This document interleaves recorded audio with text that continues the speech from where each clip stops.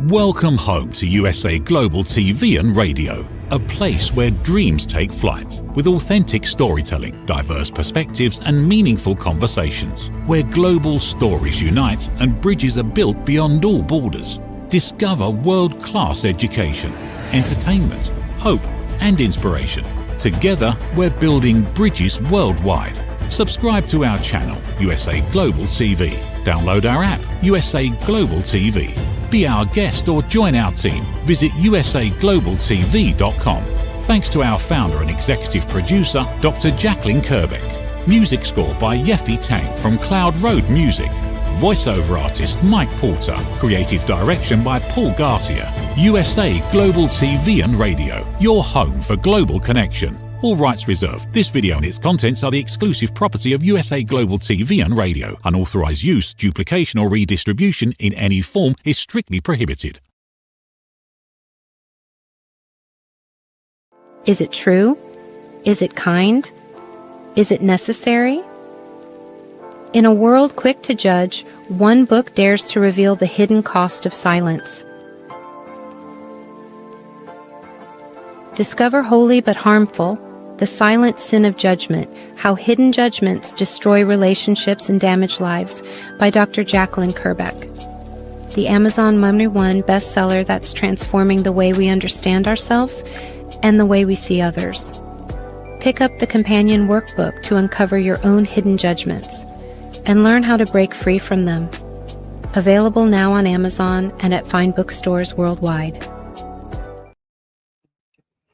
Good morning, good afternoon, good evening, and welcome back to USA Global TV and Radio, where we proudly provide world-class education, inspiration, and hope. I'm Dr. Jacalyn KERBECK, and I am the author of Holy But Harmful, The Silent Sin of Judgment, and also the workbook. So why are we doing this show, and what is it all about? Judgment is all around us. We are judging every day, all the time, including me. So the reason why I started this show, as well as wrote my book and the workbook, is so we can be more aware of when we are judging other people or when we're being judged, and how we can actually react in an unemotional way. So everything is based on 3 questions. Is it true? Is it kind? And is it necessary? Today, we have a wonderful guest, someone who has been here with us before on other shows. And I love when people come back and share their knowledge and expertise. And we're going to be looking at cybersecurity. We're going to be looking about what it teaches us about human behavior. So who is our guest? Our guest is Charles Breakfield, and he is a techno geek, as he would say. He's also a cybersecurity expert, and he is now a full-time author.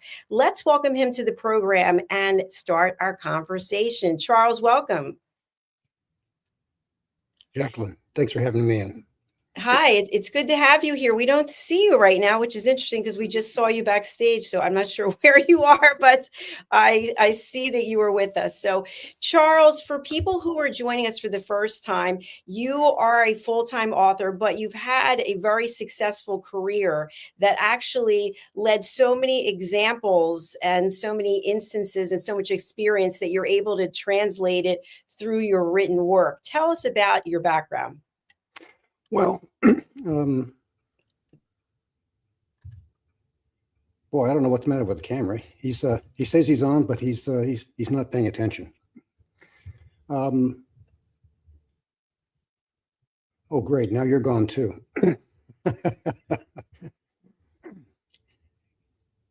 Looks like I'm still here. Oh, you're still there? Okay, I'm still here. All righty.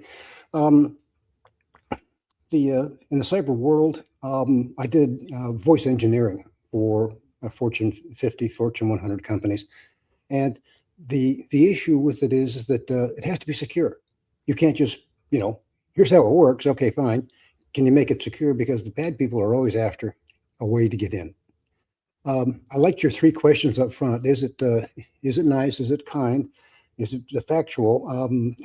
Like, well, in my world, the answer is no, no, and no. Okay, that's where we start. And so it was a good proving ground for knowledge learning experiences, and the big thing that we always we rely upon, trust.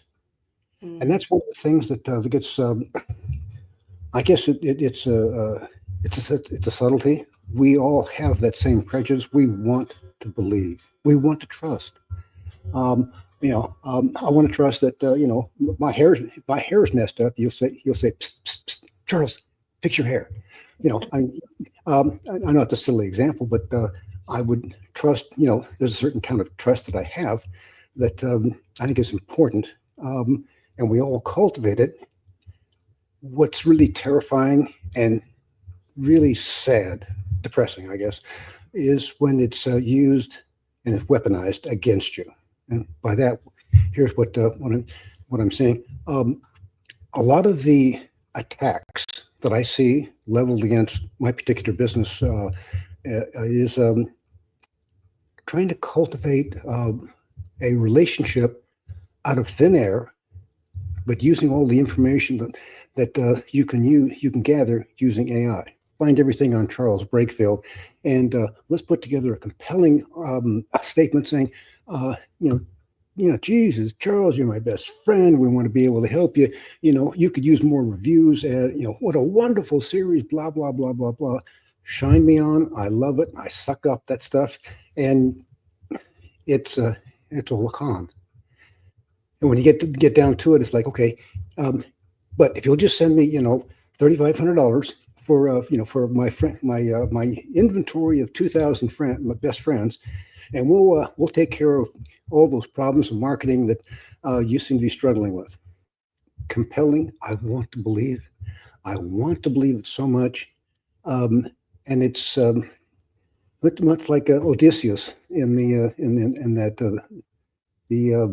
the Odyssey book by Homer, where they strap him to the mast and they won't let him go. He has wax in all their ears, but he wants to hear the song of the sirens as they go past the island. And if they stop to listen, they'll crash in the rocks and we all be killed. So he's the only one that listens to it. And so I've kind of taken upon that role of myself to examine a lot of those attack vectors that depend upon the social media, social engineering of trust. Let me weaponize it and use it against you. Charles, you brought up so many good points there, because I think as entrepreneurs, as business owners, we always are looking for people who can help us grow our brand, grow our business, and people take advantage of that because now, as you mentioned, as you're a public figure, I'm a public figure, there's all kinds of information available about us and people can use that against us. And yet I know for me, and I would think something similar for you, we believe in the goodness of people, right? We believe that people are generally good. And so my father used to say that was a major flaw of mine, that I trusted everyone. And I've gotten burned a number of times, but I'm thinking it might be a good idea. Oh, there you are. You're back. Hello. I'm thinking that in us having this show today, we're bringing to light some scenarios that other people may experience, whether they've experienced or not, or might be forthcoming. And one thing I'd like to just share with you and get your thoughts about this, because this has happened to me as well as some other people, and I don't want it to happen to you or anyone else, but I was actually contacted by a legitimate business that's in Beverly Hills, California. Of course, you hear Beverly Hills and you think, oh, okay, that's...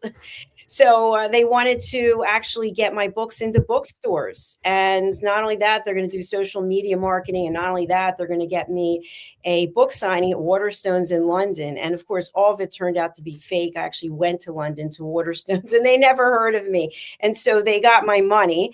And then they just silently went away. They just disappeared. No answering the phones, no emails, anything. So my question to you is, knowing that you're an author and you're in the public domain, what criteria are you now using to evaluate offers that are coming into you from the outside world? Well, and that's the part of me that I can't quite break that habit, which is, let me hear your pitch. Go ahead and if this sounds like if it's a shabby pitch, you can see it pretty quickly. All right, you're like, okay, this is don't you want to do? I'll do tons of neat stuff for you. I'll just send me money. Okay, those are easily discounted. The ones that are more insidious is where they prey upon actual information is true, and they distort it to be able to make it sound compelling. But there's all these contextual clues of, okay, their email address. They've got their name and several numerals after it. Huh?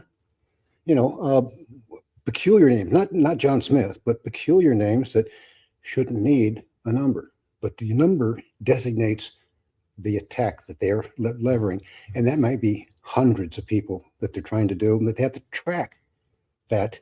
And if they send back if you say, yeah, I'm interested, okay, and they call me Bill, I know it's bogus. That's those are the kind of things that they do. One of the worst ones is where they actually use a real person, like they did against you, Jacalyn. They use their email address. They use their link for a published book, and this all looks good. And I was at a book signing in Denver 2 weeks back, and I saw that person's book on the shelf. I'm not going to tell you who it is because he's being hacked, and I'm going to have to send a note to him saying, do you know your information is being weaponized to be able to convince somebody? And it went right back to, they said, it sounded so good. I said, yeah, tell me more. Oh, by the way, if you want to do the kind of stuff I've got, go to this company and they'll handle all your marketing for you. And I went, wow, that was a good one. You almost caught me on that one. But you have to be able to, and being the techno geek that I am, and I'm always questioning, looking. I don't understand, why would you do this out of thin air? And the answer is you're doing it to hundreds, maybe thousands of people, and they're tracking it back to a spreadsheet that says, okay, here's a sucker we can exploit, and once the money's gone, it's gone. Yeah, that's the truth. In fact, yesterday I heard one of our team members, all of her bank accounts were hacked and all of her money's gone. Ooh. And I think to myself, how can a person live with themselves knowing that they're taking someone's hard-earned money? And in the scenario where I mentioned to what happened to me, two things stand out to me now that did not stand out to me before. I kind of was questioning it, but now I'm kind of like, you know what? That was a red flag. The first was the guy is located in Beverly Hills, but he can only contact me on WhatsApp. And of course, with WhatsApp, there's no voicemail. It just rings and rings and rings. And so he would never get back to me. It was when he would reach out to me. And then the second thing is that the company only took money from a wire transfer from my bank, and their bank was in New York.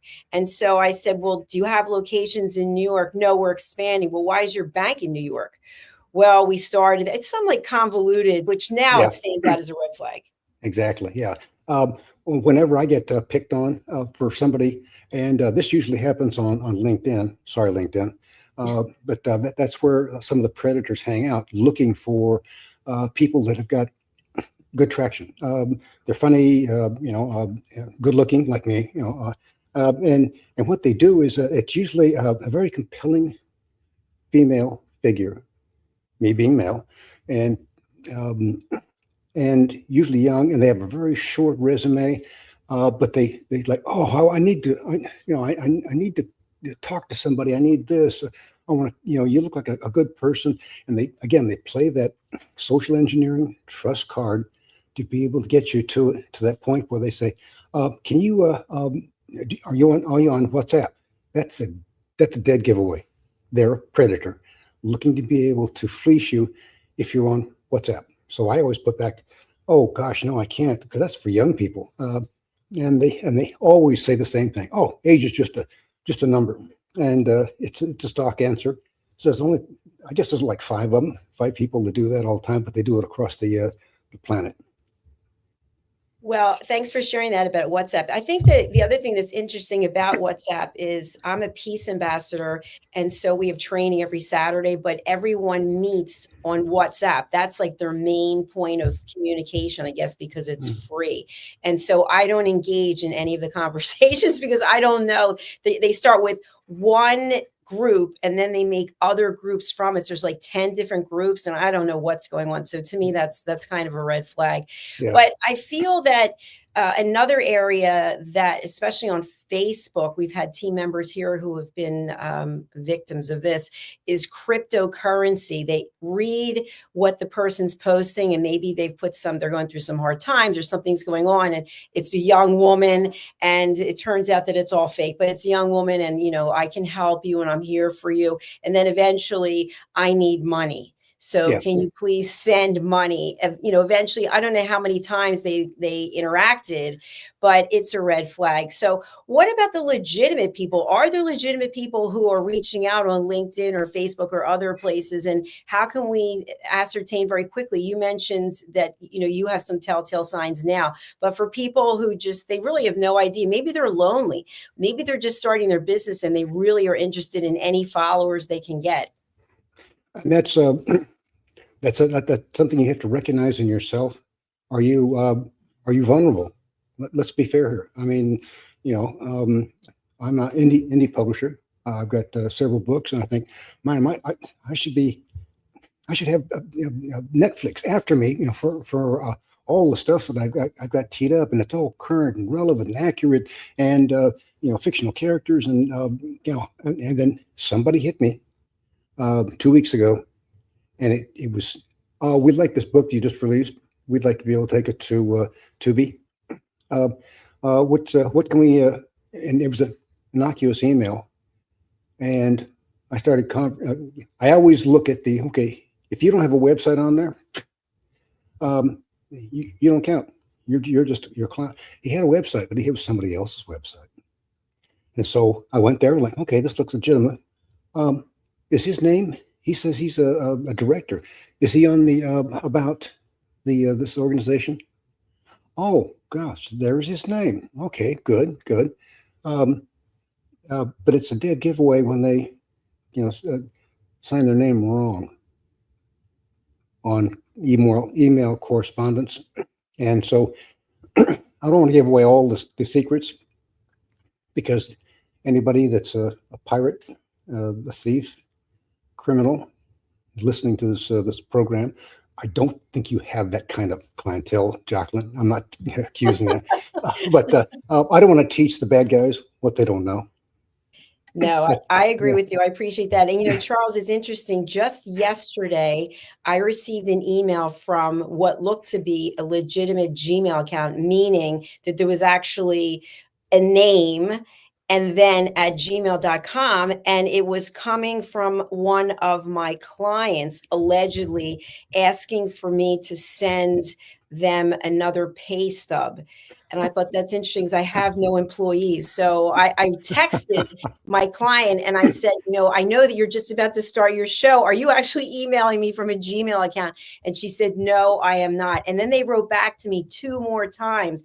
I'm still waiting to hear from you. So they think they're getting really, their masquerades are showing up in different ways. They're wearing different masks, but they're still criminals.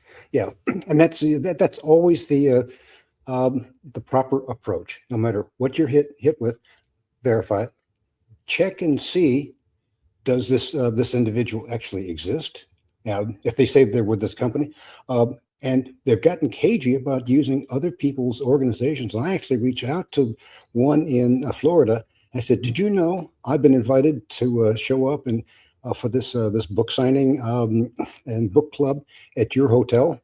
They sent back a note and said, OMG, really? We've never heard of this person. Thank you for alerting us to this nonsense, because we're going to take action against whoever's doing this. So reach out through a different channel to verify.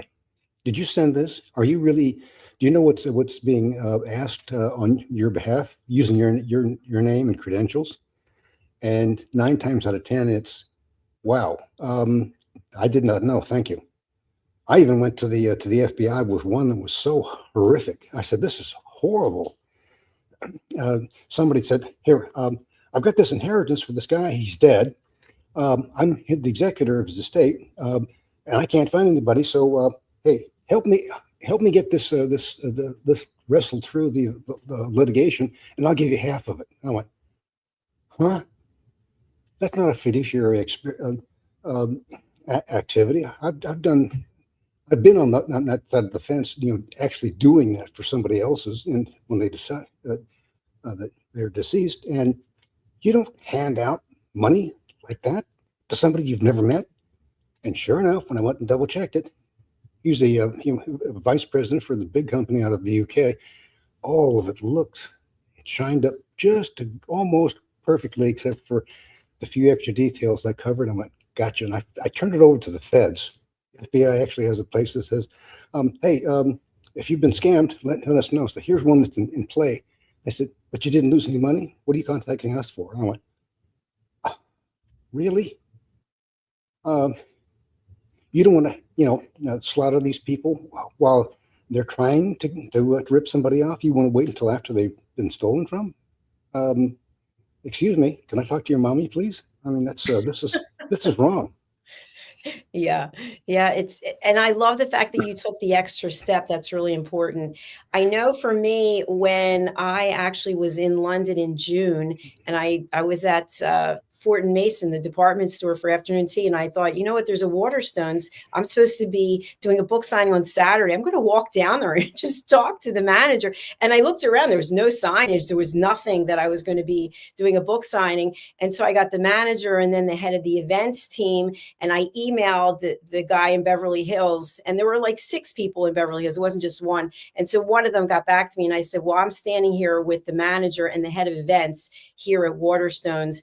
And they said that they've never heard of me and they have no email." And they continued the charade. And finally, the manager said, "Sir, do you have absolute proof that this author standing in front of me has been given a time slot at this store, at this location?" And it was dead silence. And the guy said, "No, I do not." And he said, "So you basically just made this all up."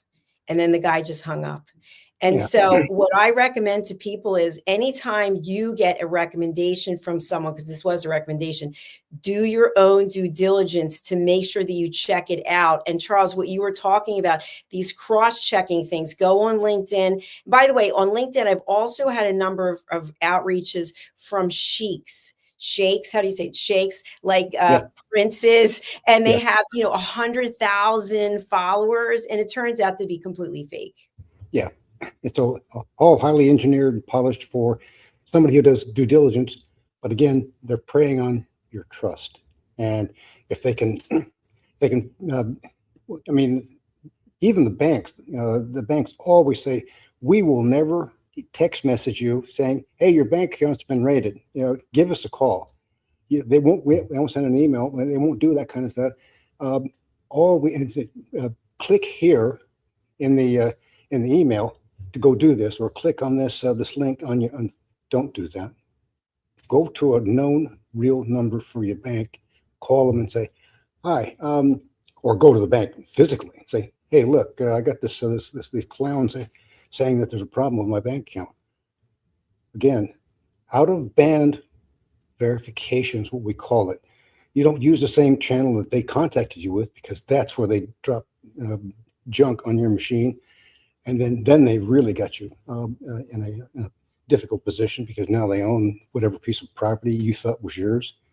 They get to run it. They get to export it, and they'll actually drop code on your cell phone that will let them pirate your bank account and send it to wherever you want to. So I've never been a big fan about putting my banking account on the phone, because frankly, I've never trusted it. Yeah, me, who's been in telecom for 25 years. I mean, go figure, right? Charles, I want to just touch on something in this area. So my bank account was hacked last month before I was going back to Europe. And I went into the bank, and the teller said to me that his account was also hacked, and so were a couple of other people. And he said what happened was, in their case, the three of them, they had gone on a lunch break and they went somewhere that they used their debit cards, and the tapping area was not, you couldn't tap, so they had to put their card into the reader. And he said that was how they captured their information. So he said, we'll give you a temporary card, which of course had no chip. So I ended up not using it, because using your debit card when you're traveling internationally isn't good anyway, I don't think. But anyway, my point is, what are your thoughts about what he shared, that when you have a card with a chip, you should only be tapping it as opposed to inserting it or swiping it? Well, I prefer the tapping because, but even that's vulnerable.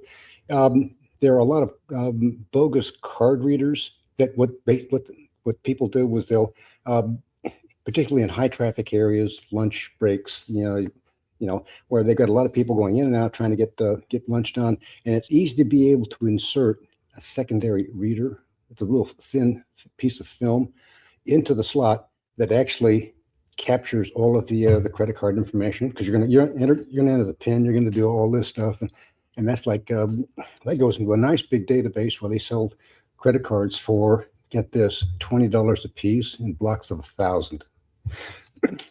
The other problem with only tapping stuff, you or if they tell you to turn on NFC, near field communications.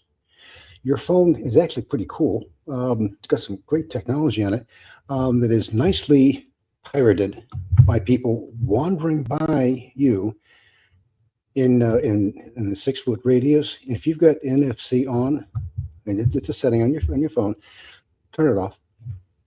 Because what it does is it's beaconing to anybody that wants to be able to connect. And if I've connected and I know how to be able to prowl your phone and look for banking information, guess what I'm going to take? The banking information. And yes, I'm going to drain your account. And that's the other way they do it. So near field communications, you turn it on when you need it, you turn it off when you're done. So you're not in there, your phone isn't beaconing saying, hey, come rip me off. So NFC is the setting that we need to look for on our phone. Yeah. You only turn it on when you want it for communications. If you're using Square for, like, let's say you're at a show and you're trying to collect information, make sales, collect the dollars from people. I need Bluetooth on, and need NFC. It's like, but leaving them on also makes you vulnerable to somebody who knows how to be able to drive by, steal. That's the way I would categorize it.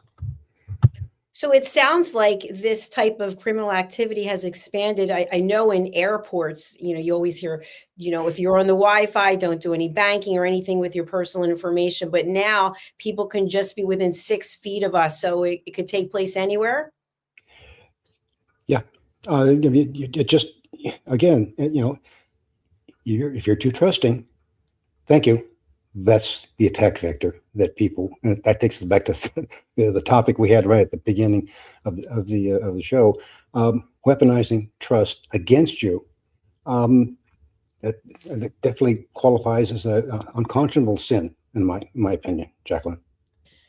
Thank you, Charles. And you mentioned that you had been in telecom for 25 years. I think I was in telecom for 15 years, but you've actually migrated to do something that someone like me, who's an author, and so many authors we interview here never get to do, which is become a full-time author. So can you tell us how you made that journey to where you are today?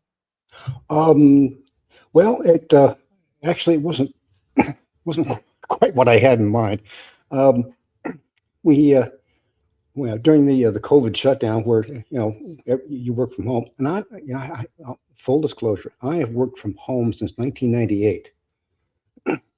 But I've worked for global companies. I've been around the planet, doing stuff that people needed fixed, education, training, whatever.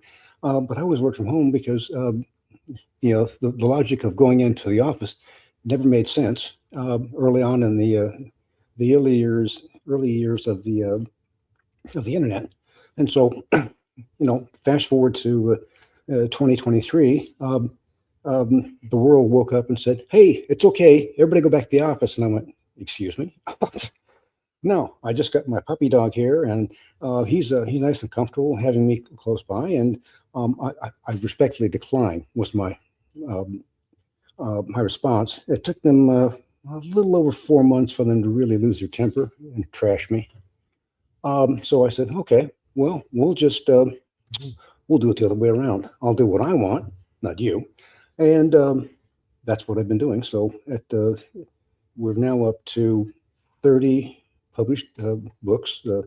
We like going on podcasts. I love going to book signings and hanging out with the people. So tell me about your book. Oh, that really jazzes me. And I don't have to worry about going through an email or a phone call or dealing with somebody bogus. I can see it in their eyes. They want to hear. They want to know.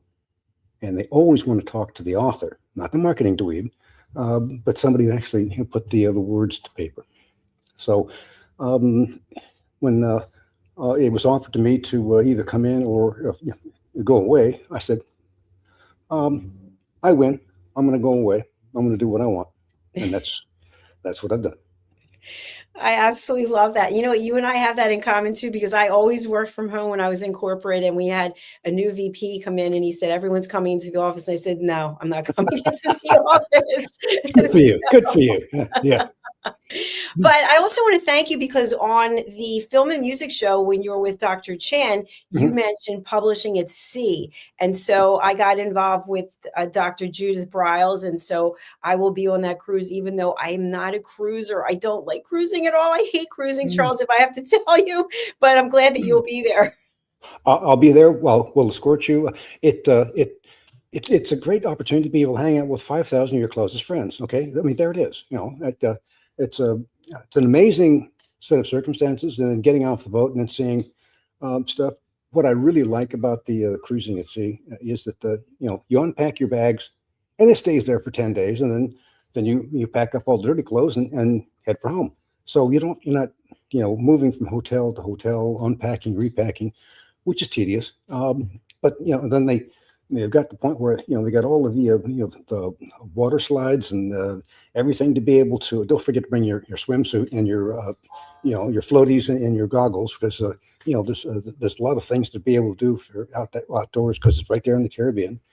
And then they've got shows at night, so they really basically, it's like a small city, and the weather's nice and calm, and usually it's just very pleasant. So. I don't see how you can't not have a good time, to be honest. Well, fingers crossed. I went on an Alaskan cruise with my mother, a trip that I earned when I was in corporate, and it was really bad. And the ship was rocking back and forth, and they were handing out bags if you got sick. And that's my memory. But tell us a little bit about the role that you're going to be playing in terms of publishing at sea. Yeah, well, and that's one of the things there'll be. I've got 3 sessions I'm going to be training on. Here's stuff that I've. Okay, I'm self-taught. I know how to be able to build videos with using an AI engine and of my books, and I'm teaching people how to be able to do that. How to be able to enter some of the subtleties for Amazon in their A+ area. I'll be teaching about that, and then security was the third one that the Dr. Brells has asked me to be able to train on. So I've got 3 sessions I'll be able to offer. So I expect that you'll find some interesting tidbits on the show. Fantastic. Well, I'm looking forward to it. Let's talk about your actual collection of books. So the Enigma series, what is this specifically about? And then I'll ask you an additional question. Okay. So there's actually 3 series overall. The first one is the Enigma series, which is book 1 through 12. And this is where we explore, the background on the books is that this is the third generation of cyber good guys in today's world that are fighting the cyber thugs, and each one of the books has a different attack vector. So identity theft is where we start, and then battlefield communications, under siege by multiple bad actors. They get their start, and we did a historical fiction book, sort of the prequel, called Out of Poland. And what it does is it sets the stage for three Polish patriots to be able to hit back at the Germans after they've invaded their country in 1939. They steal the Enigma machine from them and send it to the Brits for being able to decrypt it, break it down, figure out how it works. But they make a copy and they build their own information dynasty, which is the R group. And they're the good guys. And then as they age by book 12, and they say, well, okay, we're done with this. We're going to turn the reins over to our heirs. And that's Enigma Heirs, book 1, 2, and 3. That's the fourth generation of people that you want on your side when you're fighting the bad guys. And then we took a quick jaunt off into the at the request of the underground authors, just to come join us and write some cozy mysteries for us. And so we had a lot of fun doing 4 different books, and the last one we did came out in August, called The Flight Enigma, an international espionage mystery that has 2 of our favorite characters, Juan Jr., also known as JJ, and his bride, Jo. She's a international model, a high-powered model out of Brazil, and they like going to this place called Magnolia Bluff to be able to get away from their adoring fans and just kind of recharge their batteries. But unfortunately, they keep bumping into some sort of mischief problem. Somebody gets murdered, or somebody's trying to engineer the theft of high-tech technology for stealth used in the F-35 fighter plane. And that's that we travel through all of those disadvantages that are forced on to the good guys, and they have to learn how to be able to beat the cyber thugs, and that's the main theme through most of the books that we have. Well, congratulations on all your success and the fact that you keep showing up and putting out new content as recently as August. How much time do you have to spend researching? I mean, I know you have an extensive background in these areas, but as new things are brought out to the market when it comes to AI, for example, and other technologies, do you have to spend a lot of time researching? Well, I'm always poking around looking for stuff that's interesting, Jacalyn. I just have that kind of thirsty mind. It's like, well, okay, how does this stuff work? I like reading about the nuclear fusion project that they got in southern France right now. That was hugely cool. Reading about how they're going to be able to bring a plasma cloud up to 25 million degrees to be able to start generating power. And I'm shortening that because there's a lot more to it than that. And the AI engines, how are they being used? I mean, we've got I've got a 1-2 book 11 and 12 is all about the AI wars that we wrote about back in 2017. So we're looking at trending new things, and then we want to revisit that and say, okay, how did those predictions turn out? What do we learn? Wow, and what's the new attack vector? Because as we started off at the top of the hour, all the people that are now using AI to be able to hack into your emotional armor and ruin and get your trust so they can steal money from you. Those are pretty easy things to be able to have postulated up front, but at the same time, what else have we missed? So yeah, we're always researching, always looking what's new over with Anamorphic or Gemini or with Copilot. I test that stuff on a regular basis because I'm usually poking at it, seeing what it'll do and where the problems are. Thank you so much, Charles. And, I don't think I've ever asked you this, but do you run master classes or workshops? On certain things, yeah. It's if it's something I'm passionate about, it's really easy for me to get overamped on it, and I have to be brought down sometimes. Particularly I'm working with Dr. Briles. She'll say, Charles, you're speaking at 200 words a minute, and we can only understand 50. Okay, so can you lighten up just a little bit so quit.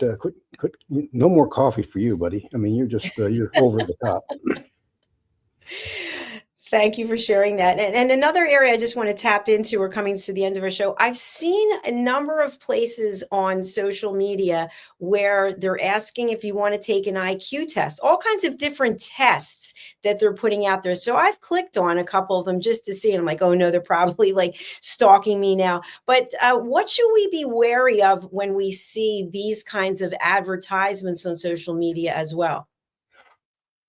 I'm going to, for me, I'm not going to, try and dictate to other people's disciplines, but for me, I got one where they said, "Hey, would you mind? We'll pay you. Okay, money's good. Money's always good. We'll pay you for answering questions and helping us write." Helping this AI engine write. You don't have to know anything about AI, but because you're an author, because you know how to write, you know what sounds like it's written by a human being and what isn't. And I had to look at it and went, I don't really want to train an AI engine to be able to excel at what I've taken years to be able to put together. So I would caution, or at least advise people, look at what you're being asked to do. Contribute to a database. They're called LLMs, large language models. And the way they work is what they get put in and how they digest it. So the more information, the logic goes, the more information that they got that's legitimate, real, factual, and verifiable, okay, then the more that AI engine sounds like a human being, and that's a little disconcerting for me. Absolutely. You bring up some great points there. So when we look at the topic, what cybersecurity teaches us about human behavior, Charles, how would you bring it all together for our audience? The one thing that we never were able to defeat was the social engineering attribute for in the cyber world. Yeah, I can put firewalls up. I can put scanning. I can spend money till there's nothing left. But if there's people that are on the inside that says, "Sure, I'll give you my password. I know you're with the IT people, and you can get into the system and help me with my problem." The trust. The ambushing you with your own trust engine, things that you've been brought up. Okay, you can trust this person. You can, be careful of this. Don't take candy from a stranger. That kind of stuff. Those are all compartmentalized, and they're reflex actions for most people. Nobody teaches you. Nobody has been teaching you. This is a cyber attack. This is where, if it sounds too good to be true, this is what they teach. We used to teach in finance. It probably is, and that's where you pull back, say, let's examine this from a logical standpoint. Pull your emotions aside and look at the logic. Why are they contacting you? What have you done to deserve this? If you're famous, I guess the famous people have this happen all the time. They probably have thick skin, and you can't get through to them. You have to get through to their agent to get to them, or their agent's agent, and so forth and so on. So we're back to trust. Your armor is only as strong as your trust abilities to reason with it. We all want to be trusted. We all want to trust, but this is not that world any longer. Yeah, and I think it was Milton Friedman who said there's no such thing as a free lunch. There's a cost associated with everything. So what I really love about what you said, because it's part of what I teach when I teach people how to listen also, is to take the emotion out of it.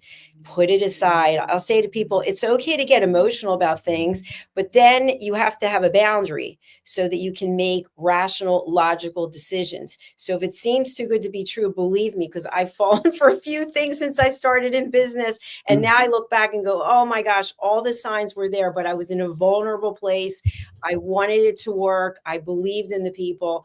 And, and here's another thing, just quickly putting out there. I really believe in the power of forgiveness. And I believe that people, if they want to, if they're sorry for what they did, they can change. But I've actually been burned a few times by people who they had demonstrated certain behavior in the past, and then enough time had gone by, and then they said that they had learned their lesson, but actually they had not. They're trying to get you to trust them again. So we're back to that same problem. No, trust is something that might take years to be able to assemble, and seconds to break. That's right. A reputation can be trashed in seconds. So yeah. Thank you for being here today. I really appreciate it. It's always a joy having you here. Please do come back. And for people who want to reach out to you, we do have your LinkedIn, your Facebook, your YouTube, your website. But who would you like to reach out, and what's the best way to do so? And then how do they get your books? All of our books are available on Amazon. All of our books are available through Barnes & Noble. So we spend a lot of time making sure that the people who don't want to subsidize one or the other they have a choice to be able to make their purchases. An ebook. We've also got them in Audible format. I've got a spectacular.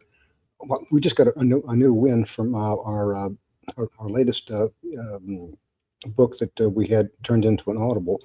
Derek Scholes is the voice of the Enigma series. We love the guy. Yeah, he's the only person I've ever seen who doesn't flinch when I say we've got 150 characters in the universe, and you got to memorize all it, because I bring him back. We bring him back now and again, and I want the same voice that you used back in book 4. So yeah, those are that's the latest book there. The Flight Enigma. That's a fun one, and then. Enigma Factor, that's the first in the Enigma series that sets the stage and opened up a whole lot of fun discussions. The next one, Ransom Enigma, I love that book. I just, that's Joe and JJ. They just built their dream home there in Magnolia Bluff. They're having so much fun. They invite the town, and after the party's over, they find a ransom note saying, pay me what I want, and I won't tell anybody that you're a famous model hiding out. The Enigma Tracer, that gets us into the first book in Enigma Errors, where Gracie and her brother JJ have taken over the reins of the R group and the subsidiary CATS team. And like every young person, they're like, I've got this. I'm going to be able to do it, and until they don't, because they're up against a hardened criminal. Enigma Beyond, that's where I begin the AI Wars saga. That's I'll leave that one to the imagination. And the 2 more books in the Magnolia Bluff series. We get into human trafficking. We get into cryptocurrency being used, and that gets into one of my other favorite subjects. Is like, okay, how does the criminals plan to get away with the bad stuff? Well, unfortunately, there's a whole series of machinery that you can use in cryptocurrency to be able to get your ill-gotten goods and get out. So I'm always interested in how to be able to muddle that up and create a problem for the bad guys, and that's where the fun of the writing comes into place.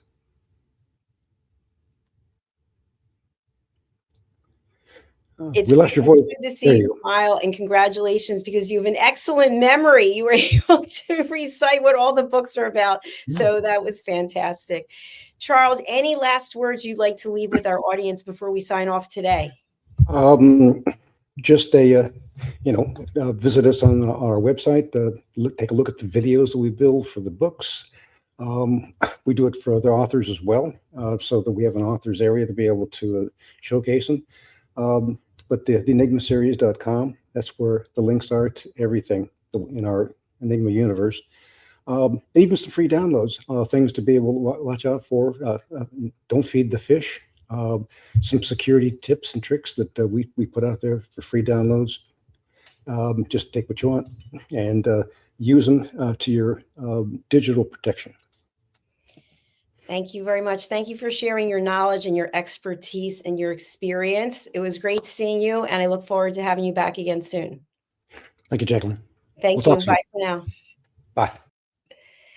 Please do connect with Charles. If you look into the show notes, wherever it is you're watching, you'll see LinkedIn, Facebook, the website, Amazon, and just go ahead and connect because Charles is here providing really valuable information and he's here to help, as am I. So as we close out the show today, in case you're not aware, a little dream of mine came true. And basically through my friend, Dr. Madeline Chan, she said she saw a singer in me and I always wanted to be a singer. But when I was just in London, I recorded my first single and it's called Please Listen to What I Say. And Dr. Chan is actually singing in the chorus with me. So I don't have the file. I'm going to get it, but I'm going to let you watch a little clip that will give you some insight. And I'll see if I can get the actual file because it's too big to keep here on StreamYard. Let's take a look. Listen, babe, now, listen, babe, now. Listen, babe, now, listen, babe, now. Listen, babe, now, listen, babe, now.